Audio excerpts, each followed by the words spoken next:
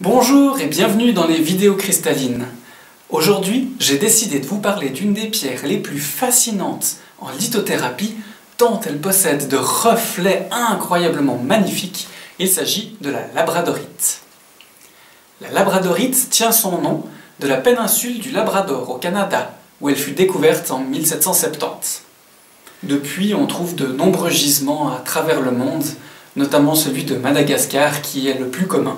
La labradorite est composée de deux strates différentes, ce qui fait que quand la lumière vient frapper la pierre, elle se réfracte sur les différentes couches et génère ainsi des reflets irisants typiques de la labradorite.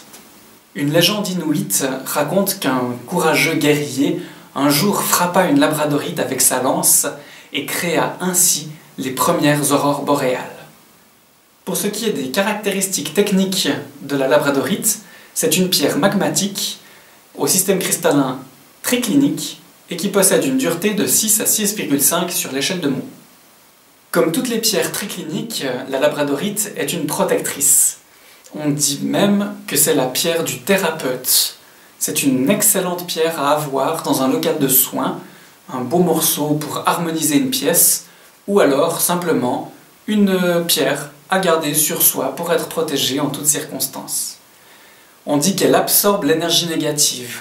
Il est donc important de nettoyer, décharger la pierre le plus régulièrement possible, faute de quoi vous risquez de voir votre belle labradorite se craqueler. C'est également une pierre d'enseignement, de par sa résonance avec le premier chakra, voire même un peu en dessous.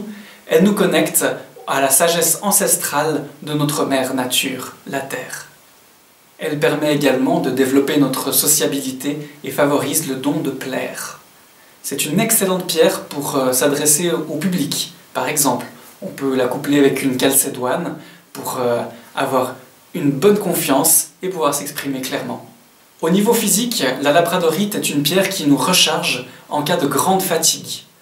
Pour ce faire, je vous recommanderais de mettre une petite pièce de labradorite sous l'oreiller par exemple, ou alors un beau morceau sur la table de nuit pour harmoniser la pièce dans laquelle vous dormez. On peut également la prendre en élixir pour une réharmonisation globale de tout le corps physique et des corps énergétiques. La labradorite est décidément une pierre pleine de ressources qui travaille sur tous les chakras, majoritairement sur l'un ou sur l'autre, selon la majorité de couleurs qui sera reflétée par la pierre. Voilà, je vous remercie d'avoir pris le temps de m'écouter. N'hésitez pas à partager cette vidéo sur les réseaux sociaux, sur Facebook, Instagram, avec vos amis, par email. Mettez un gros j'aime là en bas dessous de la vidéo. Et puis, si vous êtes intéressé par une pierre ou bien un élixir, vous pouvez me contacter à l'adresse qui s'affiche ici. Et puis, moi je vous souhaite plein de bonheur, plein de plaisir avec vos labradorites. Et je me réjouis déjà de vous retrouver pour une prochaine vidéo. D'ici là, prenez soin de vous et de vos cristaux. À tout bientôt, bye bye.